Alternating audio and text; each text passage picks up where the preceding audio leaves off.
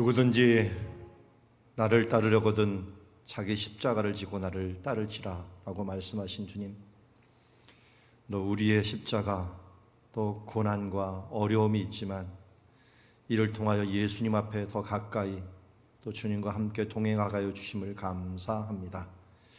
오늘도 우리에게 예비하여 주신 사명의 길이 있지만 주님과 함께라면 보람있고 기쁨의 길로 승화시켜주는 줄 믿습니다. 오늘도 이 새벽 주님 앞에 드립니다. 우리의 삶을 드립니다. 우리의 생명을 드리고 우리의 생활을 드립니다.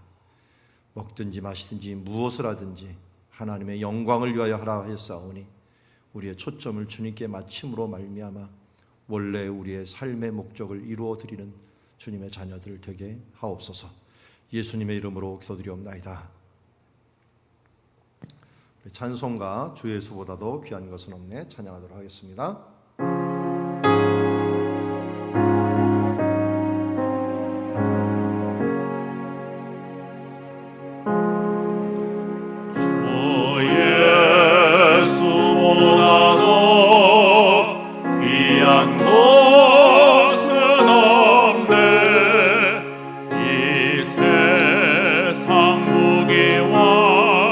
바꿀 수 없네.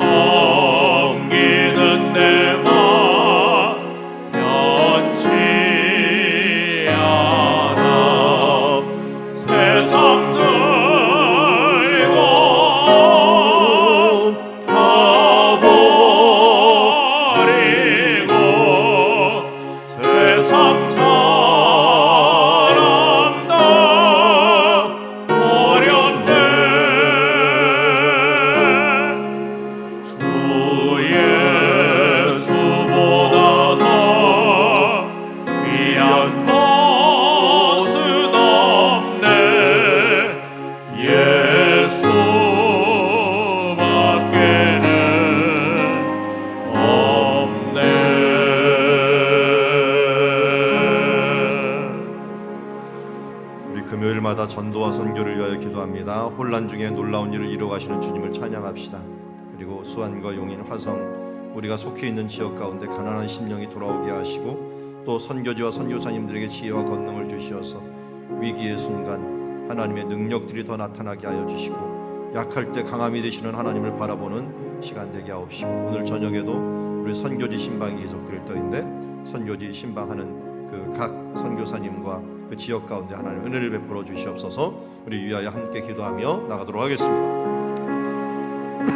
하나님 아버지 감사합니다. 오늘도 주님 앞에 혼란 중에 놀라운 일을 이루어가시는 주님을 찬양합니다. 어려움 중에도 친족과 또 우리 지역 가운데 하나님의 구원의 은총을 베풀어 주시길 감사합니다. 우리가 속해 있는 영통과 용인과 화성 지역 가운데 하나님 은혜를 베풀어 주시어서 모두 다 예수 그리스도를 믿고 구원의 단계로 나올 수 있도록 아버지 도우시고 인도하여 주시옵소서. 선교지와 선교사님 또 지혜와 권능을 더하여 주시옵시고 선교지 신방을 또한 계속적으로 진행하고 있사오니 오늘 곳곳에 다닐 때마다 하나님 은혜 베풀어 주시고 그 선교사님들의 주여 오직 주로 인하여 하나 되고 주로 인하여 하나님께 영광 돌리는 주님의 시간들 될 수 있도록 아버지 도우시고 축복하시고 인도하여 주시기를 원하옵나이다. 주님 오늘도 우리에게 주어지신 기회를 놓치지 아니하고 합력하여 선을 이루시는 귀한 시간들 될 수 있도록 아버지 도우시고 인도하옵소서. 오늘도 이 새벽의 말씀과 기도로 우리를 거룩하게 하여 주시어서 주의 은혜로서 거룩하여지는 시간들 될 수 있도록 아버지와 함께하여 주시옵소서.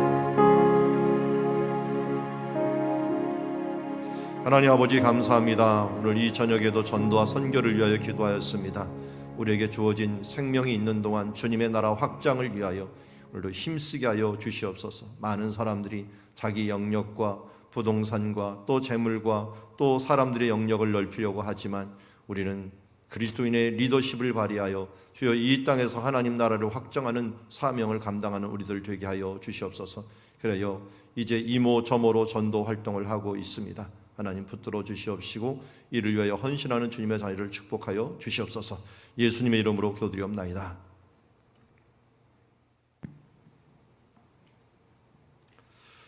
자, 오늘 우리에게 주신 하나님의 말씀은 마태복음 20장 17절에서 34절 말씀입니다.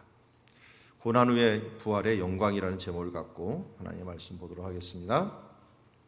한 절씩 교독합니다. 예수께서 예루살렘으로 올라가려 하실 때 12 제자를 따로 데리시고 길에서 이르시되 보라 우리가 예루살렘으로 올라가노니 인자가 대제사장들과 서기관들에게 넘겨짐에 그들이 죽이기로 결의하고 이방인들에게 넘겨주어 그를 조롱하며 채찍질하며 십자가에 못 박게 할 것이나 제3일에 살아나리라. 그때 세베대 아들의 어머니가 그 아들들을 데리고 예수께 와서 절하며 무엇을 구하니 예수께서 이르시되 무엇을 원하느냐 이르되 나의 이 두 아들을 주의 나라에서 하나는 주의 우편에 하나는 주의 좌편에 앉게 명하소서. 예수께서 대답하여 이르시되 너희는 너희가 구하는 것을 알지 못하는도다. 내가 마시려는 잔을 너희가 마실 수 있느냐? 그들이 말하되 할 수 있나이다.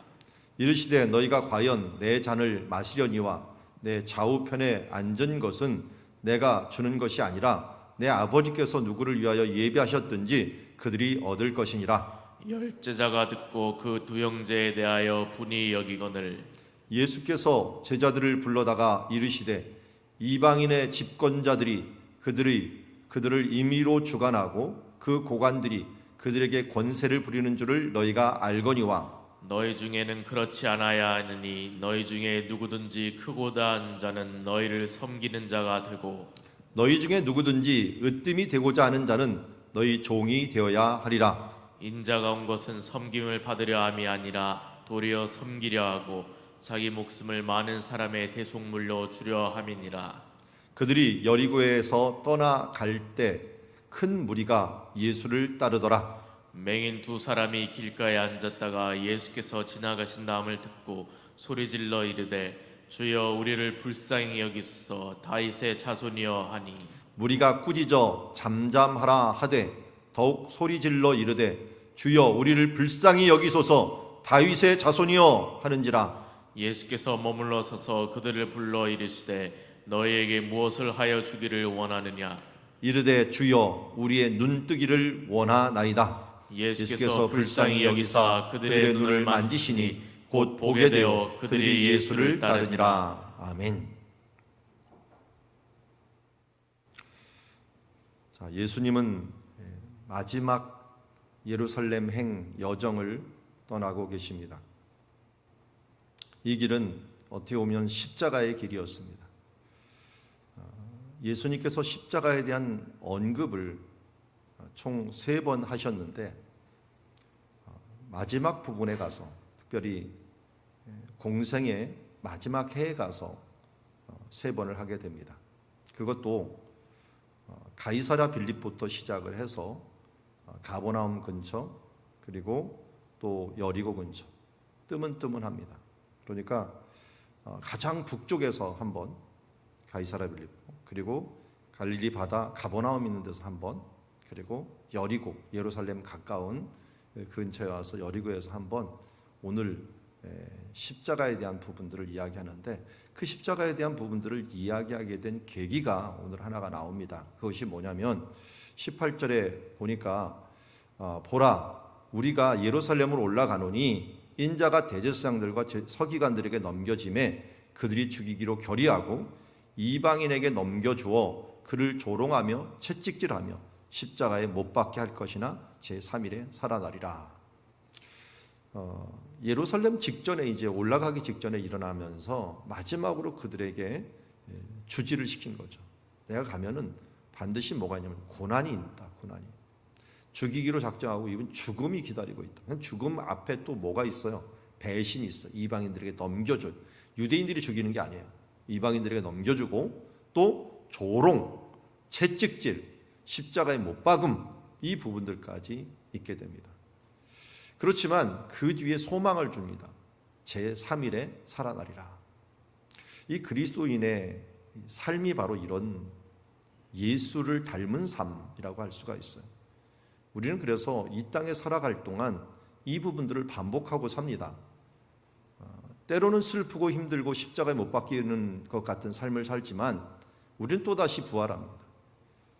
죽은 것 같으나 살아나고, 그러나 다 망한 것 같고 멸망한 것 같으나 다시 흥하는 삶들을 살아가게 됩니다. 우리 창세기 요셉의 삶이 그러하였듯이, 또 많은 선지자들의 삶이 그러하였고 예수님의 삶이 그러하였듯이 우리는 그러한 삶을 살아가는 그런 사이클을 가진 그리스도인의 독특한 삶을 살고 있다 하는 것을 우리 잊지 말아야 됩니다. 그러나 우리에게는 해피엔딩이라고 하는, 마지막 승리라고 하는 것이 항상 기다리고 있다는 것입니다. 그래서 예수님께서 나를 위하여 모든 것을 버린 사람들은 이 땅에서도 받는다고 합니다. 이 땅에서도 다 버렸으니까 고생을 한참 하겠죠. 그러나 100배의 열매를 거둘 수 있다. 그러나 마지막은 영생이다 라고 하는 부분들을 강조하셨습니다. 그러니까 고난과 영광, 우리 앞에 제목이 뭐였죠? 이 앞에 고난 후의 부활 영광이라고 하는데요. 고난과 영광, 고난과 부활, 이 부분들이 계속적으로 우리의 삶 속에서 이루어지게 되게 됩니다. 그러나 최후에는 무조건 부활이 있고 무조건 영광이 있는 것이 그리스도의 삶이죠. 그런데 잘 보니까 20절부터 이 말씀을 들 때 사람들이 자기 좋은 것만 자꾸만 들으려고 하는 습관이 있어요. 그런데 세베대의 아들의 어머니가 무엇에 캐치를 했냐면 제3일에 살아나고 영광을 얻는 것에 초점을 맞췄어요. 그러니까 이 세베대 아들의 어머니가 그 아들들을 데리고 예수께 와서 절하며 무엇을 구하니? 예수께서 무엇을 원하느냐 이르되 나의 이 두 아들을 주의 나라에 하나는 우편에 하나는 주의 좌편에 앉게 하옵소서. 한마디로 좌의정 우의정 해갖고 최고의 권력과 명예를 주시옵소서라고 얘기하는 것입니다. 이것은 나중에 제자들에게 큰 불평을 가져오게 되고 문제를 가져오게 됩니다. 아니 그래도 이때는 여인들이 나서는 사회가 아니었는데 어떻게 이 여인은 나서는가 하는 부분들을 보게 됩니다. 자, 이 부분들을 잘 보면은 세베대의 아들의 어머니가 누굴까? 이 부분을 우리 큐티 책에도 나오고 분석을 조금만 하면요 답이 나와요. 세베대 아들의 어머니가 살로메라고 하는 여인입니다. 살로메라는 여인인데 이 세베대의 아들들의 어머니 해갖고 이 마가복음 15장 40절에 보면은 예수님의 죽으심 십자가 앞에 서 있던 여인 이름을 나올 때 세베대 아들의 어머니라고 한 성경에는 했다가 마가복음에서는 뭐라고 얘기하냐면 이 여인의 이름이 세베대였다라고 이야기를 하고 있어요. 살로메였다. 살로메. 근데 이 살로메가 또 요한복음 19장 25절에 가면은요 이모라고 나와 있어요. 예수의 이모 마리아와 그리고 그 이모라고 얘기를 하고 있습니다. 그러니까 십자가 앞에 서 있던 세 여인이 있었는데 그 세 여인을 부를 때마다 이름이 자꾸 조금씩 바뀌어요. 뭐 누구의 글로바의 뭐 아내 이 그 마리아, 뭐 그 다음에 요새와 뭐 이 작은 야고보의 이 어머니 마리아. 그 똑같은 마리아인데 누구의 아내 이름을 대는 데가 있고요, 누구의 어머니 이름을 대는 데가 있고, 여기 특별히 살로메라고 하는 여인은 그냥 누구의 어머니라는 표현도 쓰지만 여기에서는 살로메 그리고 또 이 세베대의 아내 되는 이런 사람이라고 얘기를 하고도 있는 것을 보게 됩니다. 자, 이렇게 다양한 이름이 쓰이다 오는 게 그 정체가 드러나는데 이 사람은 예수님의 마리아하고 친척이었구나. 그러니까 이모잖아요, 이모. 그 친인척 관계예요. 요셉과 야고보는 인척 관계라고요. 그런데 그 사람들이 또 세베대를 왜 이렇게 강조하나 봤더니 이 세베대가 우리 앞에 배경을 보면 큰 부자예요. 또 배를 많이 가지고 있는 사람들이.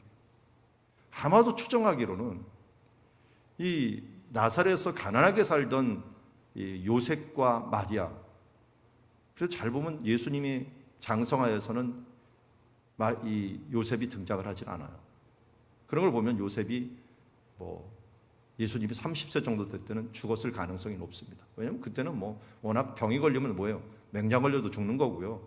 그리고 뭐 조금만 아파도 그냥 죽는 거예요. 여러분들도 이미 죽었어야 될 분들 많이 있죠. 저도 이미 죽었어야 될 사람이에요. 현대 의학 때문에 산 사람들이 상당히 많아요.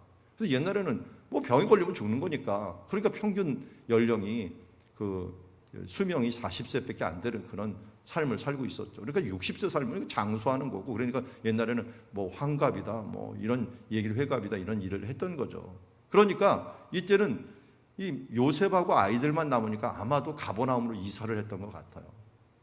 왜? 거기에는 자기의 뭐 여동생인지 언니든지 마리아의 친척이 있으니까 이 살로메가 알뜰살뜰히 잘 보살펴 줄 수 있는 어떤 생활의 터전이 이 세베다라는 사람이 아주 큰 부자였고 배를 많이 갖고 있었다. 그래서 예수님이 등장할 때도 세베대의 그 아들들이라는 표현을 쓰고 또 세베대의 배들이라고 하는 표현을 써요.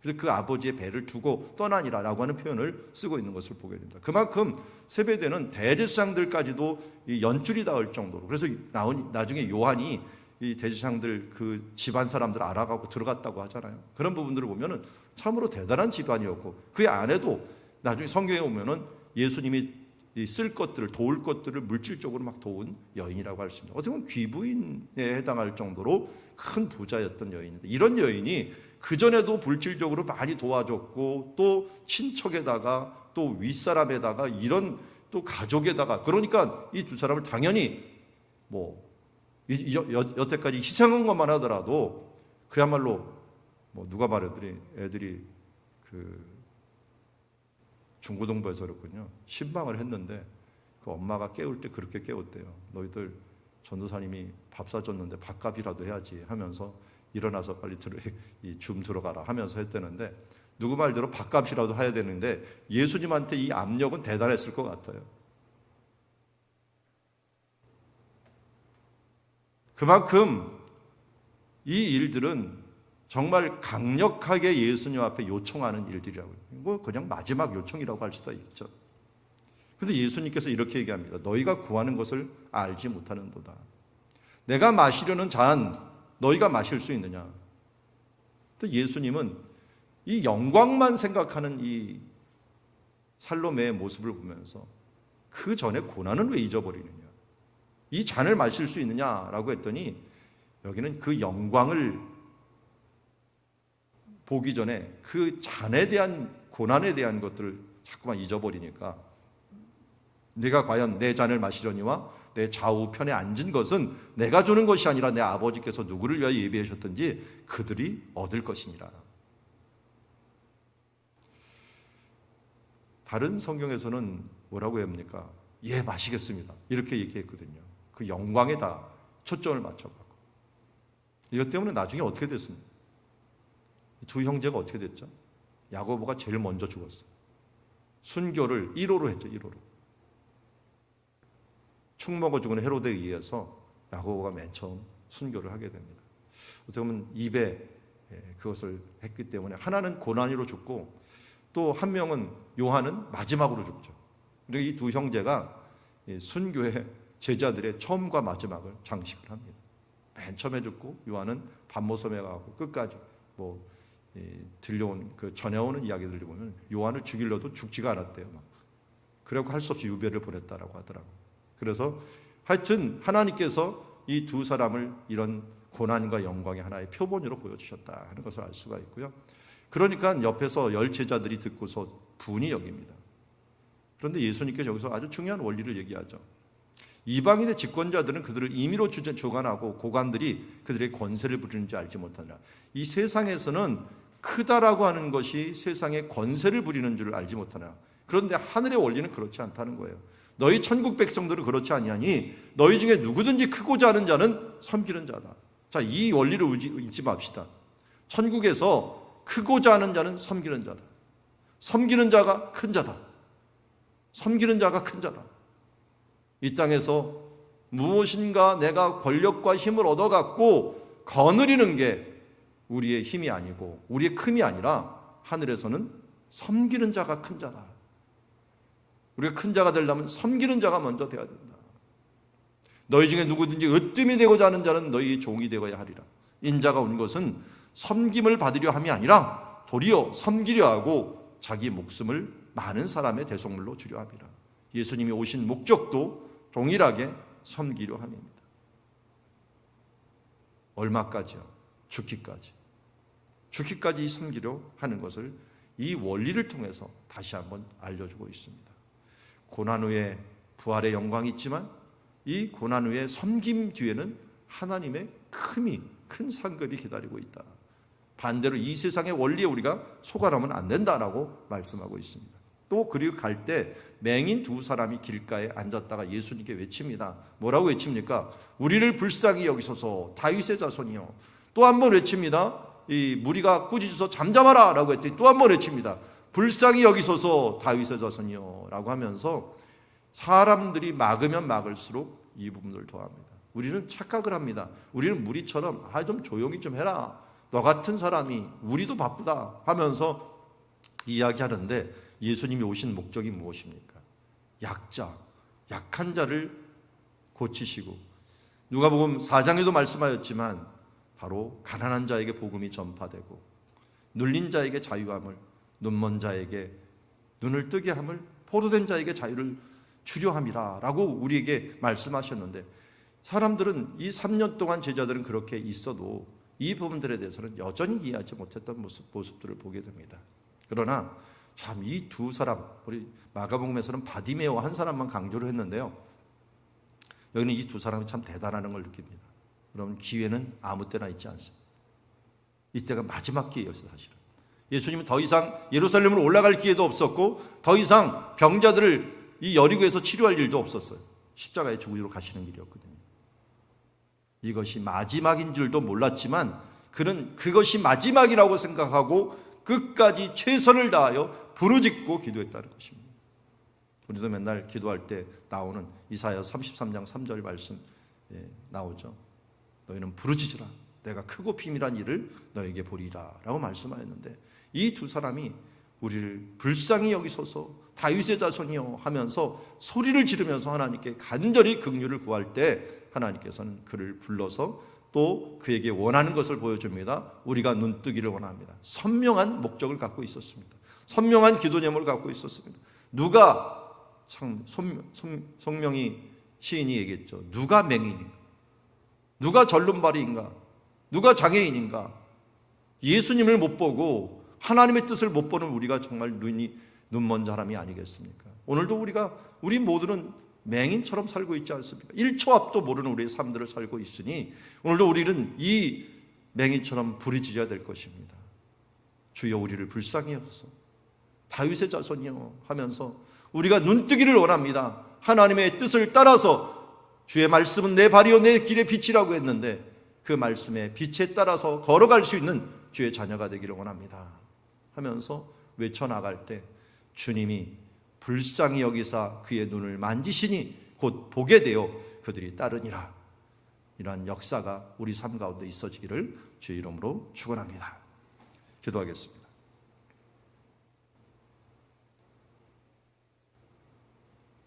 하나님 아버지, 우리는 자꾸만 우리 보고 싶은 것만 보려고 하는 경향들이 있습니다. 영광만을 보고 고난과 섬김의 모습을 보지 못하고 큰 자의 모습만 우리 눈에 보일 때가 있습니다. 우리가 여기 두 맹인처럼 맹인입니다. 주의 뜻이 무엇인지, 하나님이 기뻐하시는 것이 무엇인지, 하늘나라의 비밀들을 볼 수 있는 눈을 우리에게 항상 열어주시어서 순간순간 우리에게 닥쳐지는 모든 일들 가운데 하나님의 뜻을 볼 수 있는 영안을 열어주시옵소서. 믿음의 눈, 말씀의 눈을 열어주시옵소서. 예수님의 이름으로 기도드리옵나이다.